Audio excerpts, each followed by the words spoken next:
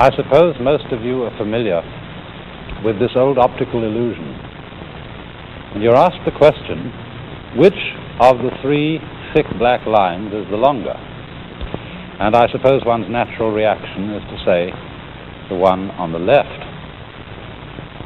And I think you know that this is a result of the illusion of perspective, an illusion with which we are so used, to which we're so used, and by which we're so easily fooled once we've accustomed ourselves to it. You might, if that picture were drawn more vividly, even be predisposed to thinking that was a real passage stretching away from you with doors at the end. Of course, if you came up against that kind of thing painted against the wall, you might make the mistake of walking into it and banging your nose. But this is an example of what we were talking about last time as Maya, that word from Indian philosophy which generally has the meaning of illusion, or rather illusions brought about by the acceptance of certain conventions, of which perspective was an example. When we are not aware that certain things which we take for granted, like the separateness of things from each other, when we are not aware that this is a matter of convention, we are apt to be fooled. Now, I think one of the conventions by which we tend to be fooled more than almost any other is time. And for all human beings, time is a matter of extraordinary importance. And perhaps this is one of the principal ways in which we differ from animals. Because man has been called a time-binding animal. That is to say, a creature who is vividly aware of the fact that his life moves, as it were, along a line from the past through the present and into the future. Animals apparently live pretty much moment by moment. They don't appear to have very strong memories, but because man has a strong memory, he is able to bear the past in mind and, as it were, cast it forward into visions of the future based upon what has happened in the past. And therefore, although this facility gives man the most extraordinary ability to plan his life, to prepare for future eventualities, at the same time, there is a very heavy price which he pays for it, and especially if he takes this ability too seriously. In other words, if he doesn't realize that the true reality in which he lives is the present moment now. For example, the animal probably doesn't concern itself very much with problems of future disease, death, or starvation, and things of that kind. If an animal sees another dead animal lying around, I don't suppose he thinks to himself, well, one day that's going to happen to me. Rather, he just sees a dead animal, sniffs it, sees whether it's good to eat, and wanders away. But for human beings, it's entirely different, because we actually spend most of our time and a great deal of our emotional energy living in time which is not here, living in an elsewhere which is not concretely real. So much so that although we may be quite comfortable and happy in our present circumstances, if there is not a guarantee, not a promise of a good time coming tomorrow and tomorrow and tomorrow and tomorrow, we are at once unhappy, even in the midst of pleasure and affluence. And so we develop a kind of chronic anxiety about time. We want to be sure more and more, because of our sensitivity to the feeling of time, we want to be sure more and more that our future is assured. And for this reason, the future becomes of more importance to most human beings than the present. And in this sense, we are hooked, taken in by a Maya, because it is of very little use to us to be able to control and plan the future unless we are capable at the same time of living totally in the present. And so, when in civilized societies we spend so much of our time living for the future, we become very much like those celebrated donkeys, you know, that have a carrot fastened on a stick that's tied to the neck, you know, behind here, and it comes over, and there's the carrot dangling in front of them. And they pursue it, but could never reach it. And so in exactly the same way, it's that way with us. My goodness, don't you remember when you went first to school? You went to kindergarten. And in kindergarten, the idea was to push along so that you could get into first grade, and then push along so that you could get into second grade, third grade, and so on, going up and up. And then you went to high school, and this was a great transition in life. And now the pressure is being put on. You must get ahead. You must go up the grades and finally be good enough to get to college. And then when you get to college, you're still going step by step, up to the great moment in which you're ready to go out into the world. And then when you get out into this famous world comes the struggle for success in profession or business. And again, there seems to be a ladder before you, something for which you're reaching all the time. And then, suddenly, when you're about 40 or 45 years old in the middle of life, you wake up one day and say, huh? I've arrived. And by Jove, I feel pretty much the same as I've always felt. In fact, I'm not so sure that I don't feel a little bit cheated. Because, you see, you were fooled. You were always living for somewhere where you aren't. And while, as I said, it is of tremendous use for us to be able to look ahead in this way and to plan, there is no use planning for a future, which when you get to it and it becomes a present, you won't be there. You'll be living in some other future which hasn't yet arrived. And so in this way, one is never able actually to inherit and enjoy the fruits of one's action. You can't live at all unless you can live fully now. And because now is never satisfactory, because we're never really living in it, we get more and more avid to go ahead and pursue the future. We develop our technology to a fantastic ability, where we can more and more fulfill our desires for the future almost immediately, working towards a sort of push-button world. But have you ever stopped to think what the world would be like if you could fulfill every wish the moment you wished it? Suppose, for example, on going to bed at night, you could always dream whatever you wanted to dream. What would happen after a while? Of course, I suppose at first you would dream fantastic pleasures, wonderful adventures, fulfillment of all the things you ever wished. Then as time went on, don't you think you'd want to be, a little bit surprised, to have a little bit less control over what was happening to you? And after you'd experimented with this for some months or years, you might even want dreams in which you suffered. Because there is no real delight, no real fulfillment without delay.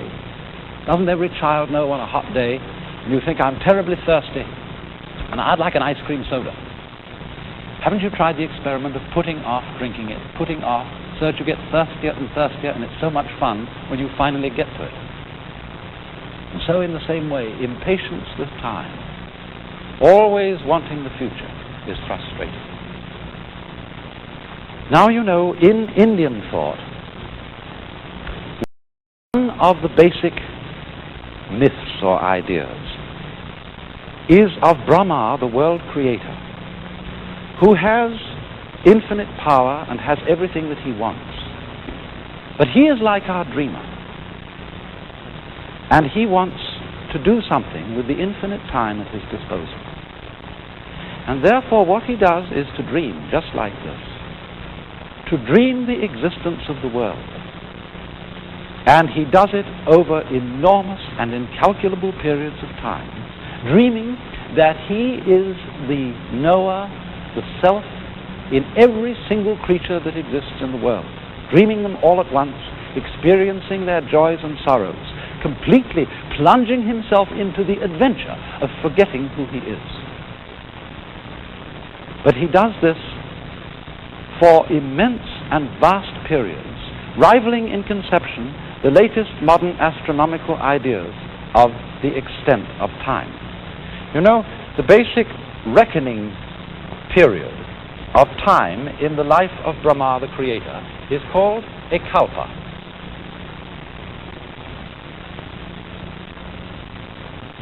And that is a period of 4,320,000 years. And the kalpas are called the days of Brahma. One day for Brahma's life is a kalpa.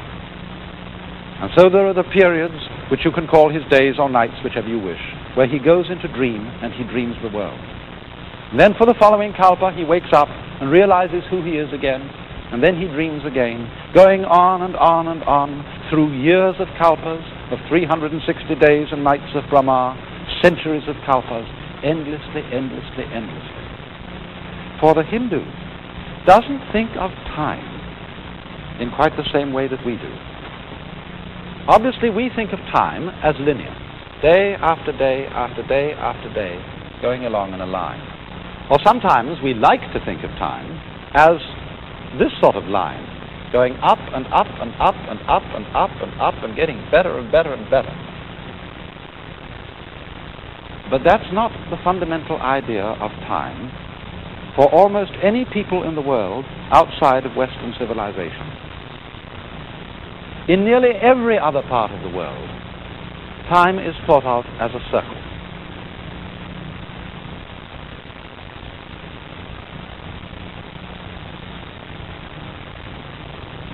And they say, after all, isn't it reasonable for it to be a circle?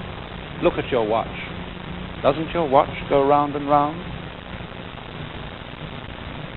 But the Hindus not only think of time as cycling, going round and round and round forever, just as the earth cycles round and around the sun. They also think of it in another quite fundamentally different way from our conception of time. I referred to this idea that's common among us, that time is going up and up and things are getting better and better. But in the general Hindu view, in every cycle of time, things tend on the whole to get worse and worse. They divide the kalpa into a number of shorter periods, each of which is called a yuga.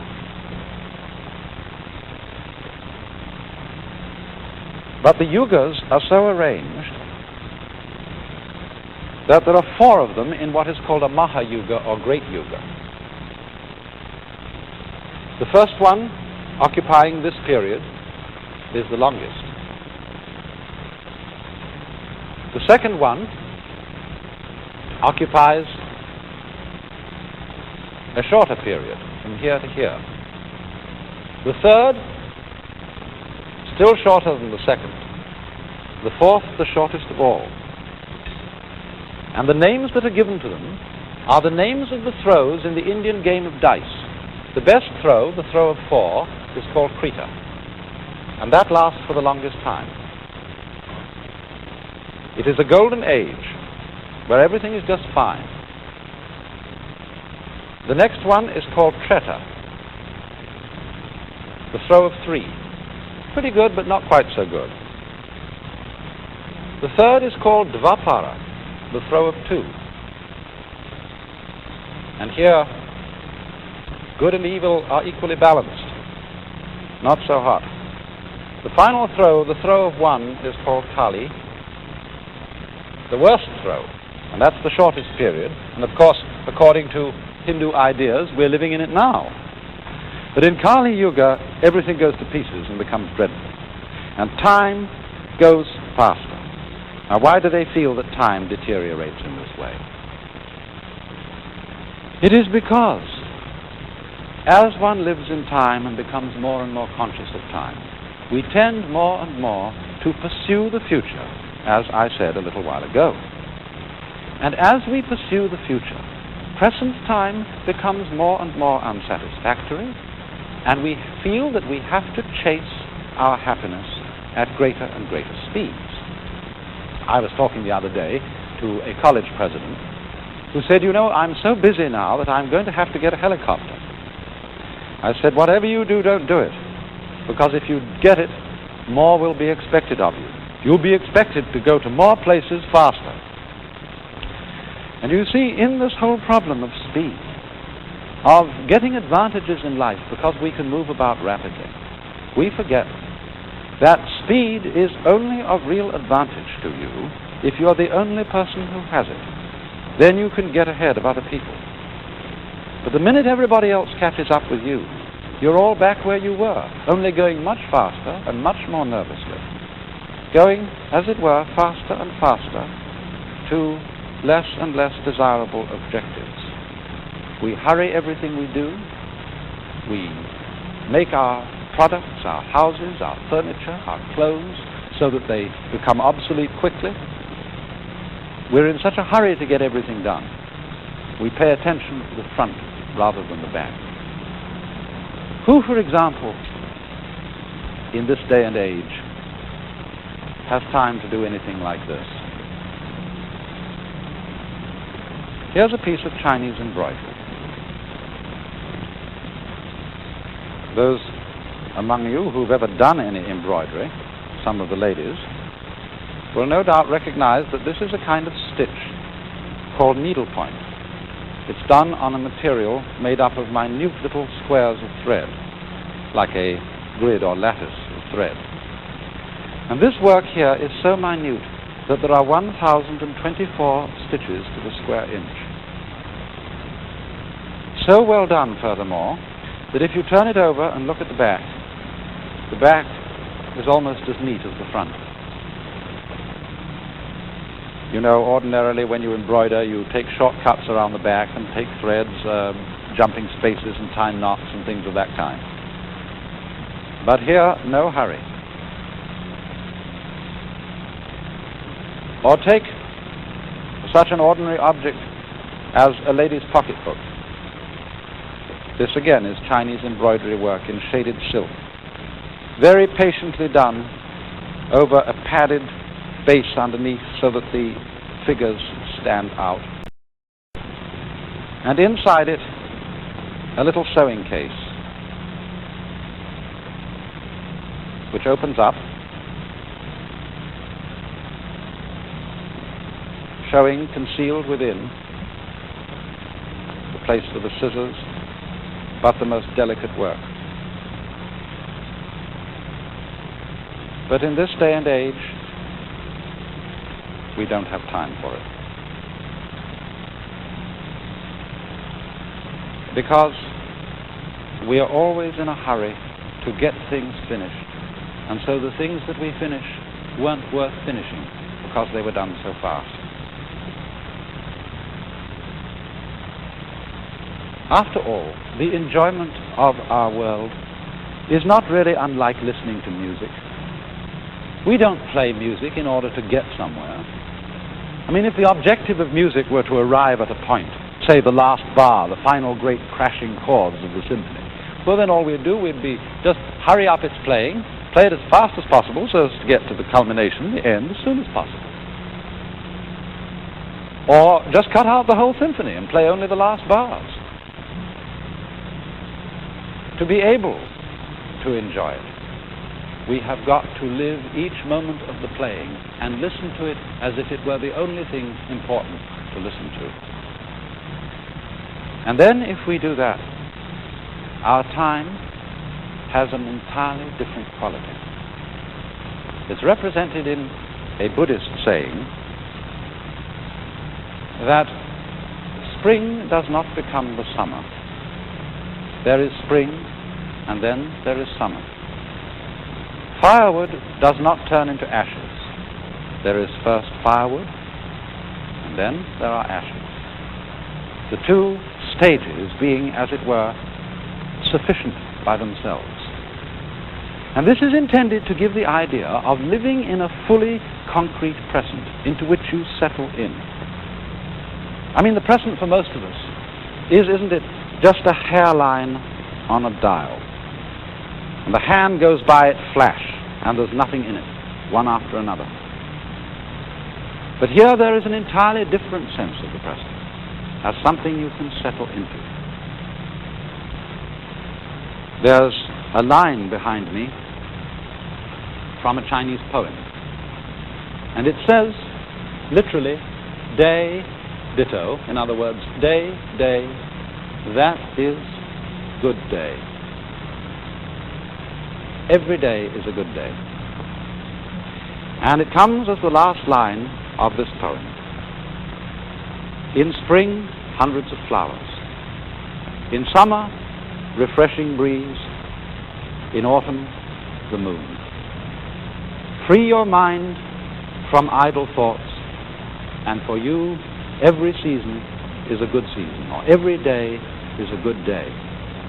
And idle thoughts mean illusory thoughts, thoughts of pursuing a future,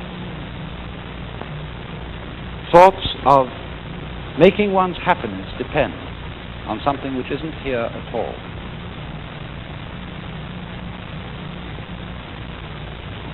But when one can come to realize that the present is the only place in which you live, and that the past and the future are now no more than useful illusions, still useful, but useful only if one can live in the present, then, as I say, one can settle into full participation with the momentary reality of life as it goes along, just like music. And so in the arts of the Far East, there is reflected a kind of delight in momentariness. One can really consider, for example, this stem of a broken bamboo.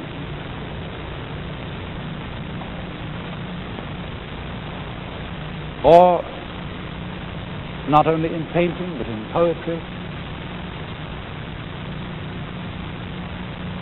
a poem in the Japanese haiku style, poems which just crystallize a single moment.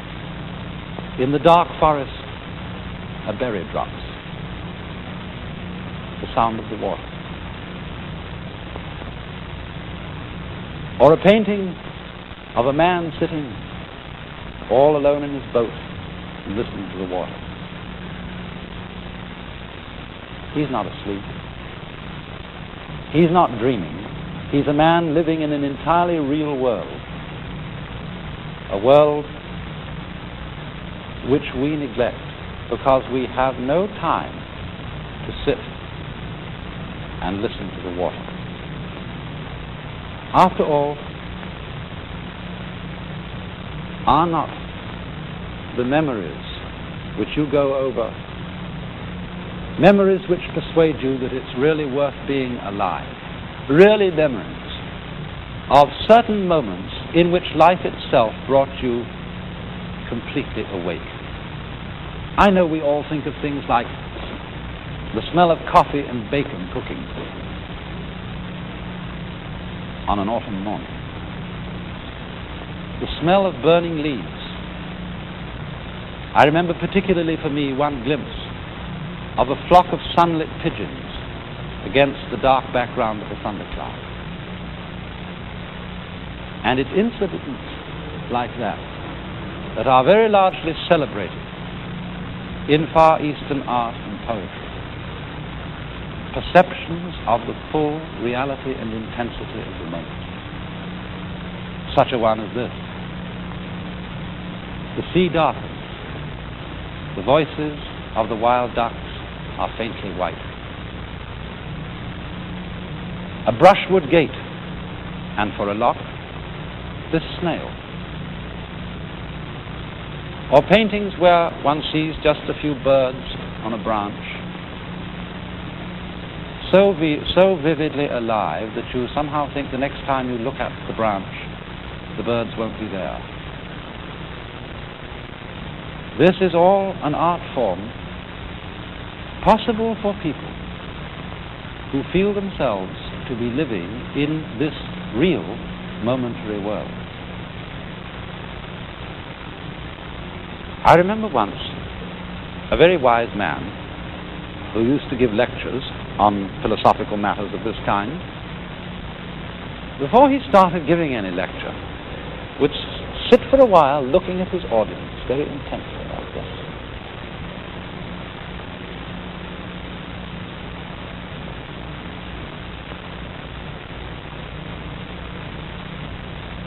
And then quite suddenly he would say, "Wake up!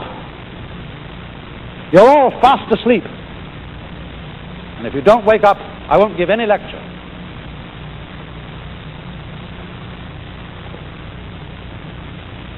And another Chinese sage pointed one day to some flowers while talking to a friend and said, "Most people look at these as if they were in a dream." And Buddha, one of the wisest of the sons of Asia, his real name was Gautama, but he was called Buddha because Buddha means the awakened one, the man who woke up. Now, in what sense was he awake? He was awake in the sense that he was completely all here. After all, we say about a person who's nuts, he's not all here. He's not all there. But our whole culture, our whole civilization, insofar as it is involved with time and living only for a future, is nuts. It's not all here. We are not awake. We are not completely alive now. And consequently, we are so hungry and so greedy because everything seems tasteless. We are living for an abstraction which has not yet come to be, and we don't know what really is.